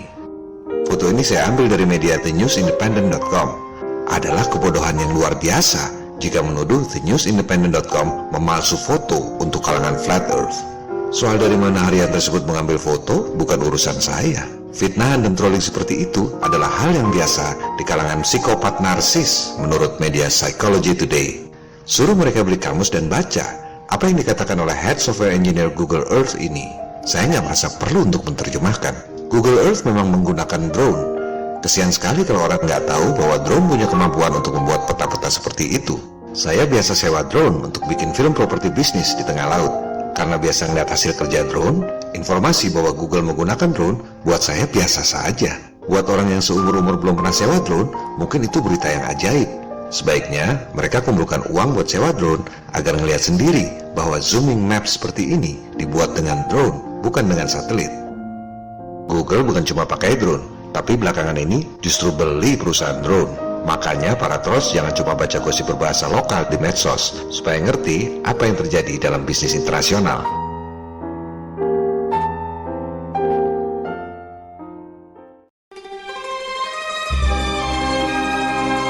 Serial video ini memang tidak dimaksudkan untuk membuat semua orang awam percaya dengan Flat Earth. Tujuan utamanya adalah membongkar kebohongan sistem yang zalim yang merampok masa depan anak cucu Anda tanpa Anda sadari. Mereka bisa melakukan itu selama ratusan tahun karena ketidakpedulian kita semua. Sama seperti soal bumi, kita selalu merasa sudah tahu, padahal sebenarnya hanya sedikit yang kita ketahui. Begitu pula soal uang. Semua orang pasti merasa sudah tahu uang dolar. Tapi, tahukah Anda bahwa ada 2 jenis duit dolar? Yang satu capnya warna hijau, yang satu lagi capnya warna merah. Tahukah Anda apa bedanya? Coba perhatikan dolar bercap hijau ini. Tulisannya Federal Reserve Note. Setiap dolar yang dicetak adalah utang plus bunga pada bank sentral swasta Federal Reserve. Itulah yang membuat utang Amerika 13 kali lebih besar dari jumlah dolar yang beredar. Lantas, bagaimana bayar bunganya? Dari pajak. Anda kerja keras cari uang, bayar pajak untuk bayar bunga pada bankir yang kaya raya. Inilah penjajahan gaya baru. Dolar dengan cap warna merah ini tulisannya United States Note. Itulah uang yang diterbitkan oleh pemerintah. Tak ada utangnya, tak perlu bayar bunga. Dolar yang diterbitkan oleh pemerintah ini adalah uang yang sesungguhnya, di backup dengan emas. Tapi dolar merah ini tak boleh dicetak lagi, Karena yang punya hak monopoli nyetak duit adalah bank sentral swasta. Pemerintahan Amerika yang terakhir kali nyetak duit dolar merah adalah Presiden Kennedy lewat Kepres alias Executive Order nomor 11110 yang mencetak lembaran dolar merah pada bulan Juli 1963. Ini contohnya, dolar merah yang dicetak oleh Presiden Kennedy tahun 1963. 5 bulan kemudian, November 1963, kita semua tahu apa yang terjadi. Presiden Kennedy ditembak secara tragis.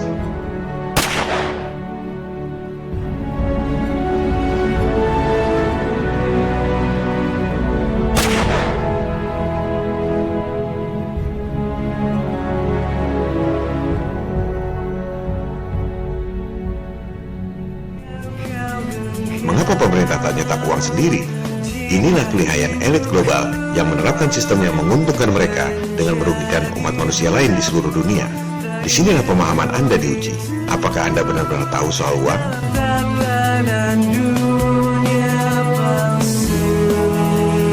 Sama seperti flat earth, rasanya Anda sudah tahu tentang bumi. Padahal, pengetahuan Anda selama ini adalah apa yang didiktekan oleh elit global melalui pelajaran-pelajaran sekolah.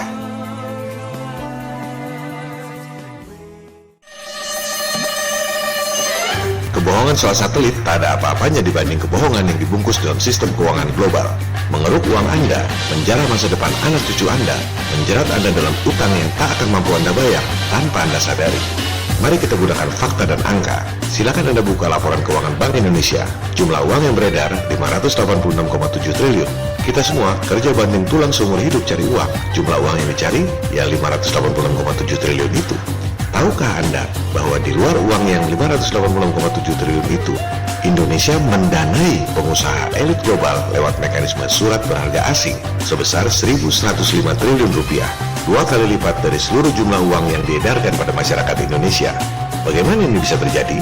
Masyarakat, perusahaan, dan pemerintah taruh uang di bank. Bank terima uang Anda dan bayar bunga pada Anda. Bank kemudian menggunakan uang Anda untuk kasih kredit kepada pihak lain. Other people's money. Bank terima bunga kredit yang bunganya lebih besar dari bunga simpanan. Bank hidup dari selisih bunga tersebut. Di samping salurkan kredit, bank juga menyimpan uang di bank sentral.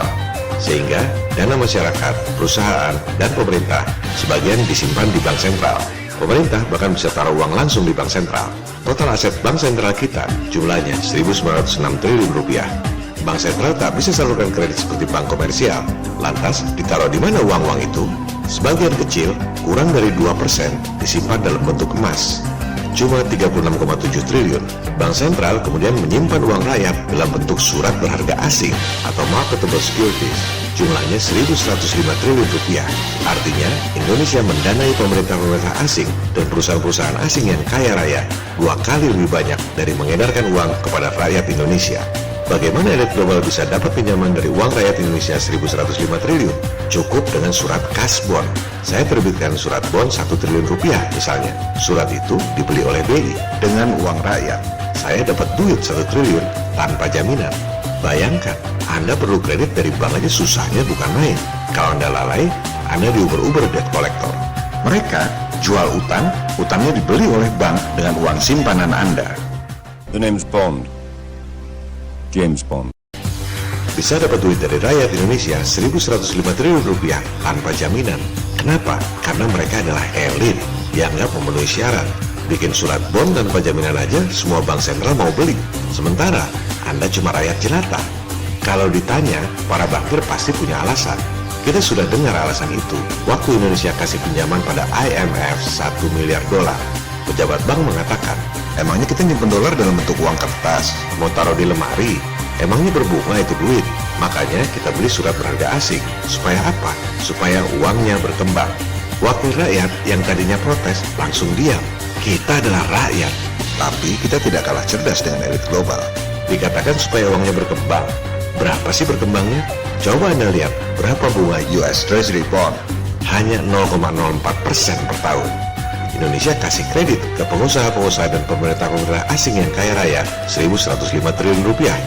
Plus, Anda harus nanggung utang luar negeri sebesar 4.358 triliun rupiah dan total utang 5.600 triliun rupiah. Jangan salahkan pemerintah, jangan salahkan pejabat bank. Di negara-negara lain juga begitu. Sama seperti satelit, Semua hanya ikut sistem yang diciptakan oleh elit global. Semua orang bekerja tanpa sadar untuk kepentingan mereka. Inilah sistem yang menguntungkan segelintir elit dengan merugikan umat manusia lain di dunia. Lantas, apa solusinya? Surat berharga asing bukan satu-satunya cara untuk menyimpan falas. Silakan Anda lihat The CIA World Fact Book tentang cadangan devisa. Di situ tulisannya Reserve of Foreign Exchange and Gold, cadangan dalam bentuk falas dan emas. Jadi, surat berharga asing dalam bentuk falas bukanlah satu-satunya cara. Kenapa tidak simpan uang dalam bentuk emas? Anda lihat, bahkan tidak dijelaskan berapa falasnya dan berapa emasnya. Emas jelas lebih bernilai daripada surat utang elit global. Hindari debat dengan awam, nanti argumennya emas kan susah jualnya. Dia pikir jual emas di pasar tradisional kali. Mekanisme internasional tidak seperti itu. Misalnya, London Metal Exchange, London Bullion Market Association yang dulu dibentuk oleh Rothschild. Anda tinggal pencet tombol, langsung laku itu emas dalam hitungan detik. Siapa bilang tidak liquid? Jadi, kalau alasannya supaya cadangan devisa berkembang, emas keuntungannya ganda. Harganya naik, dapat bunga pula. Mana yang lebih masuk akal buat Anda? Pegang emas atau pegang surat utang? Sama seperti soal flat earth, hal-hal seperti ini sudah pasti akan ditentang habis-habisan oleh pro status quo.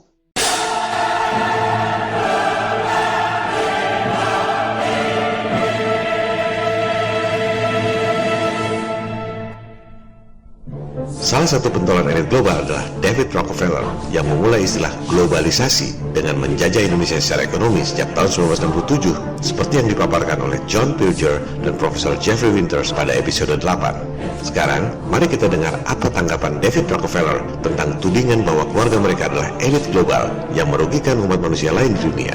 Lewat bukunya Memoirs tahun 2002, David Rockefeller menulis, selama lebih dari 1 abad, para ekstremis idealis di berbagai spektrum politik telah memaksa lewat berbagai insiden terkenal untuk menyerang keluarga Rockefeller dengan tuduhan bahwa kami memiliki peran yang sangat kuat untuk mempengaruhi institusi politik dan ekonomi Amerika. Sebagian bahkan percaya bahwa kami adalah kelompok rahasia atau secret society yang bekerja bertentangan dengan kepentingan nasional Amerika Serikat, menuduh keluarga kami sebagai internasionalis alias elit global dan berkonspirasi dengan pihak-pihak lain di seluruh dunia untuk membentuk struktur politik dan ekonomi global yang lebih terintegrasi. One World, istilah Anda, maksudnya One World Government alias New World Order. Perhatikan, pemilihan kata yang sangat piawai dari seorang intelektual sekelas Rockefeller. Dalam satu alinea, dia menyebut 3 hal penting sekaligus: kelompok rahasia secret society, konspirasi, dan One World Government alias New World Order. Apa jawaban dia? Dengan sangat percaya diri, David Rockefeller mengatakan, jika itu tuduhannya, saya mengaku salah dan saya bangga dengan itu. Dengan kata lain, Rockefeller berkata, saya memang iblis, terus lo mau apa?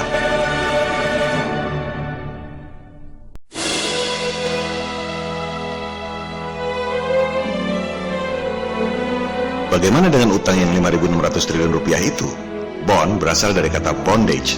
Anda sudah terpasung, Anda adalah budak, tapi Anda tidak menyadarinya. Ketidakpedulian kita membuat anak cucu kita terjerat dalam utang yang semakin dalam. Apakah Anda peduli? Anda tak bisa minta pengampunan utang. Negara tak bisa kabur. Satu-satunya cara adalah dengan meruntuhkan kredibilitas mereka. People power. Jumlah kita banyak, jumlah mereka sedikit. Kita adalah rakyat, tapi kita tak kalah cerdas dengan elit global. Satu skandal Watergate sudah cukup untuk membuat Presiden Nixon lengser. Ini ada skandal bisnis angkasa luar dan satelit, triliunan dolar selama puluhan tahun. Kalau ini dibongkar, sudah pasti kredibilitas elit global akan runtuh ke jurang yang paling dalam. Gulirkan gugatan people power. Mereka selama ini membohongi kita soal bentuk bumi dan angkasa luar. Cara membuktikannya bukan dengan memperdebatkan foto-foto dan video-video seperti yang banyak terjadi pada perdebatan awam di medsos. Metode saintifik adalah pembuktian lewat pengukuran dan eksperimen. Jangan buang waktu berdebat soal foto dan video. Ada ratusan informasi yang disampaikan pada serial video ini.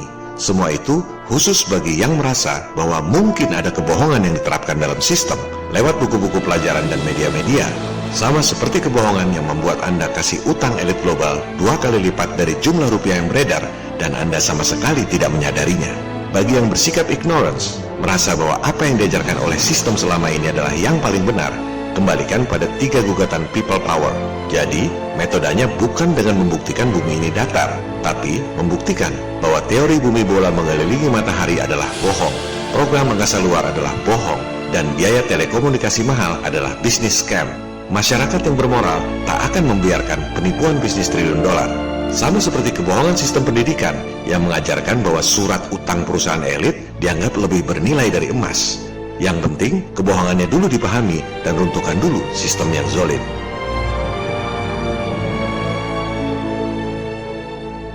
Jadi, kalau ada yang ngajak berdebat soal flat earth, kembalikan pada ketiga gugatan itu. Anda tahu apa tidak cara menghitung diameter bulan? Tahu apa tidak cara menghitung jarak dan kecepatan bulan dan matahari? Perhitungan yang dibuat sendiri-sendiri itu, jika digabung, terbukti nggak nyambung. Sampaikan siklus Saras yang digunakan oleh NASA. Ngerti apa tidak angka-angka itu? Ambil 3 sampel gerhana bulan dan 3 sampel gerhana matahari. Misalnya ini. Silakan hitung sendiri intervalnya. Misalnya ini. Buktikan dengan perhitungan matematis, bukan debat soal foto dan video.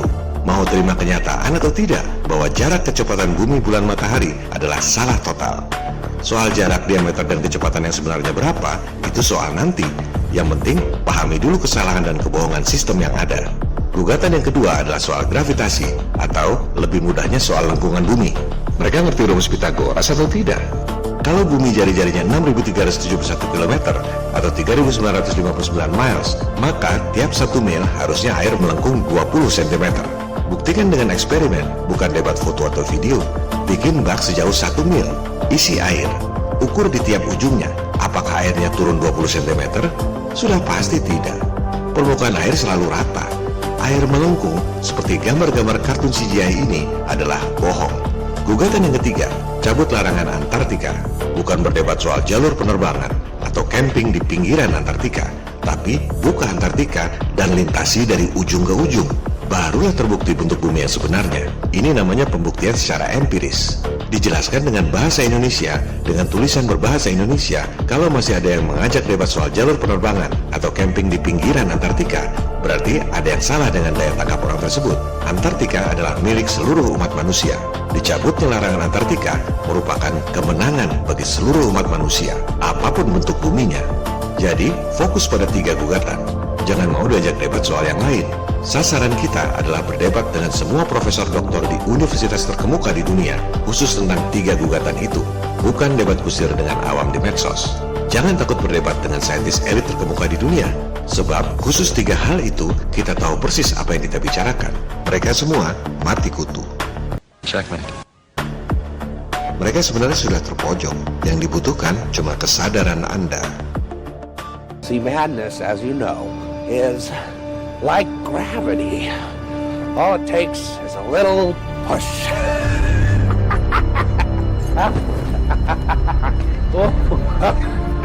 Mari kita belajar dari fenomena di Jakarta baru-baru ini.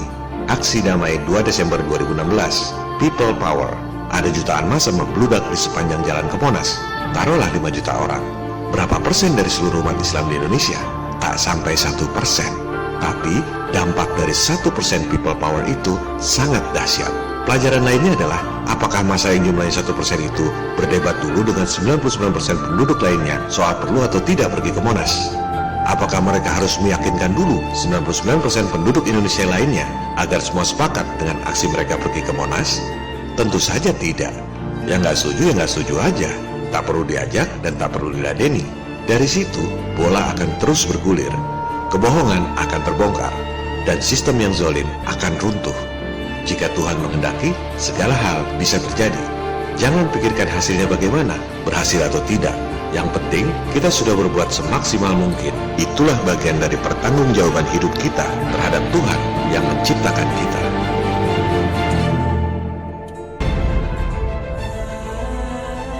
Episode ini sudah terlalu panjang, sudah 1,5 jam.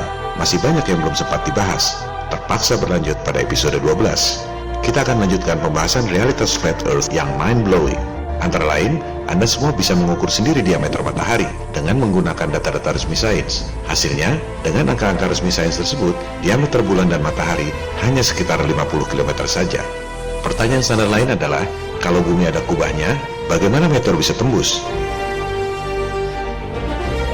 Bagaimana bisa terjadi fase dan gerhana bulan?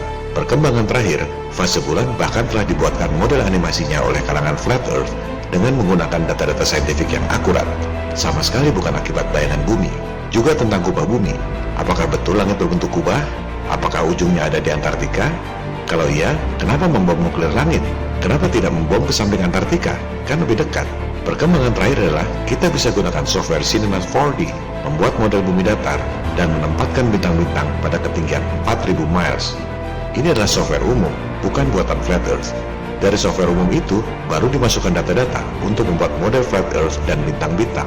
Spreadsheet Excel di sebelah kiri itu adalah data-data resmi sains tentang posisi dan sudut masing-masing bintang yang dimasukkan dalam software Cinema 4D. Hasilnya luar biasa. Anda mendapatkan star trails persis seperti kenyataan di bumi kita yang datar. Bahkan, Anda bisa lihat ada 2 kubah di utara dan selatan akibat perspektif. Bagi yang belum paham penjelasan episode bonus tentang kubah selatan, mudah-mudahan akan lebih jelas di episode 12. Kita akan bahas pula, bintang itu sebenarnya apa? Apakah Anda benar-benar pernah memperhatikan bintang-bintang itu apa? Kenapa bisa ada pasang surut dan pasang naik di laut? Dan lain-lain, dan lain-lain. Tapi itu semua adalah upaya pemahaman setelah sadar bahwa teori bumi bulan mengelilingi matahari adalah bohong. Kita selalu fokus pada 3 gugatan itu. Banyak yang masih bertanya, kalau gravitasi nggak ada, kenapa benda bisa jatuh? Rupanya banyak yang belum mengerti soal berat jenis. Juga kita akan dalami kembali soal Antartika. Mengapa Admiral Byrd bawa ribuan pasukan ke Antartika tahun 1946? Ada ancaman apa? Pada episode 12, kita akan bahas bahwa Amerika Serikat mengutus Admiral Byrd tahun 1946 karena sudah memperoleh informasi sitaan perang dari Jerman. Adalah Hitler dan Nazi yang sudah duluan mengeksplorasi Antartika tahun 1930-an. Dari situlah Nazi memiliki pengetahuan tentang teknologi yang tak terpikirkan saat itu. Antara lain, piring terbang. Kita akan bahas pula tentang UFO dan alien.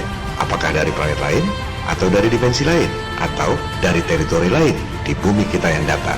Saya tak bisa janjikan berapa lama episode 12 selesai, mengingat tanggung jawab pekerjaan yang begitu besar dalam menangani persiapan perusahaan untuk IPO atau go public. Hanya sedikit sekali waktu yang tersisa untuk membuat video, tapi saya tetap berkomitmen untuk menyelesaikannya.